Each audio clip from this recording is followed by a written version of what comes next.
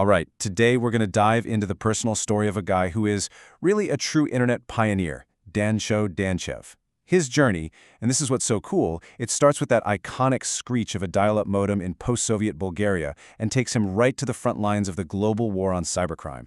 You know, to really get this story, I think it's best to start with the man himself. He recently decided to share what he called his personal, real-life story. And it's a story that's completely intertwined with how the internet itself grew up. And this quote right here, this is how he frames his entire journey, not as a researcher, not as a blogger, but as a hacker. That's a title he earned in the Wild West days of the early internet, and you'll see how it shaped everything that came after. And that's really the core question, isn't it? I mean, think about it. It's one thing to be wanted by law enforcement. It's a whole other level to get so far under the skin of cybercriminals that they actually start talking back to you. So yeah, let's trace that path.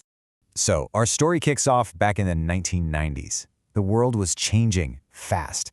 The Soviet Union had just fallen, and for a kid in a pretty small Bulgarian town, this whole new digital frontier was just cracking open, one bite at a time. And this is it. Troy in Bulgaria. This is the backdrop for a young whiz kid, as he calls himself, who was just about to plug into a global network for the very first time. Oh man, for anyone who remembers it, that sound, it was unmistakable. But here's the thing. In an environment where you were billed for internet access by the hour, every single second you were online was precious. Every website you visited, every chat message, it all had to be planned out. Just a world away from the always-on life we have today.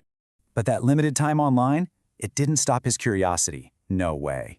In fact, it probably supercharged it, and it led him straight into the heart of the 90s hacker underground, which was known simply as the scene. So let's get into the juicy details. This is like the classic path of a teenage hacker.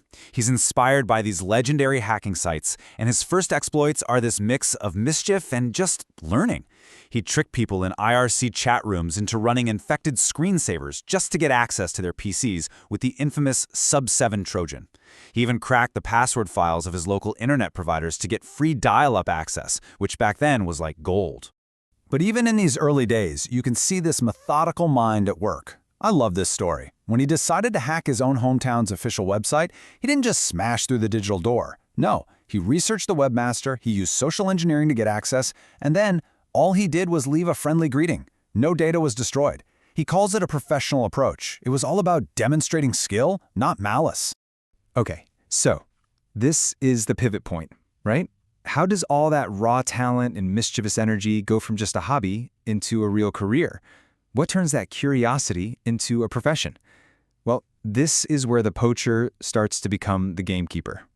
And this just illustrates that transition perfectly.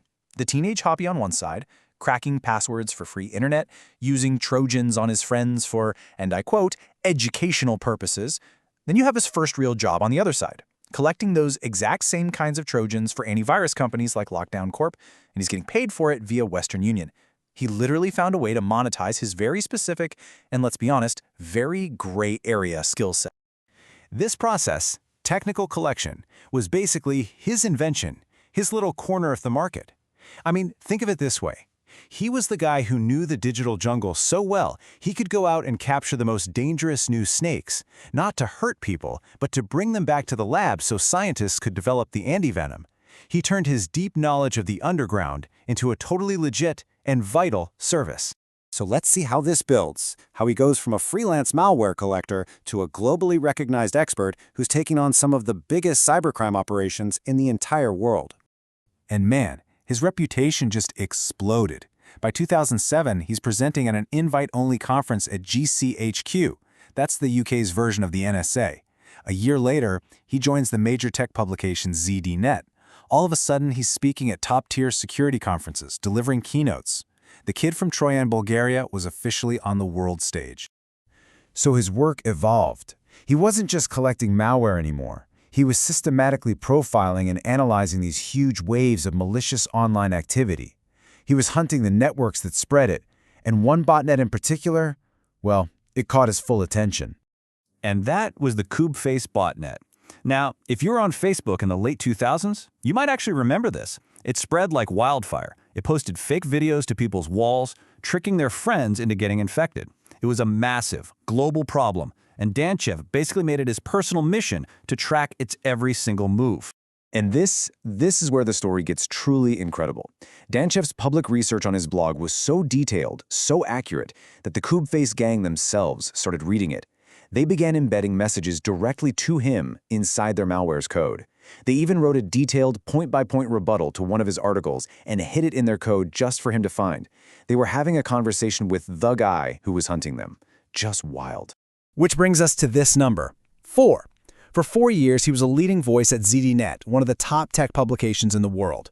For 4 straight years, he was on the front lines. And he wasn't just reporting on cyber threats, he was actively engaging with them. He was shaping how the industry and the public understood this brand new digital battleground. So after that really intense period, what do we take away from this whole incredible story? Let's try to put his unique journey into perspective and see what it tells us about the internet and cybersecurity today. You know, his journey really mirrors the evolution of the internet itself. He started as this curious explorer in a new unstructured world, and he became a key figure in the very industry that was created to bring some order to all that chaos. He didn't just study cybercriminals, he understood how they thought, because in a way, he grew up in the same digital neighborhood. And that kind of leaves us with a final thought, doesn't it? Danchev's story started with stuff that was, let's be real, legally questionable, but it was all driven by this passion for learning. Today, he's a trusted expert. It just makes you wonder, in our ongoing fight against digital threats, who are the best defenders? Maybe, just maybe, it's the ones who truly understand the other side.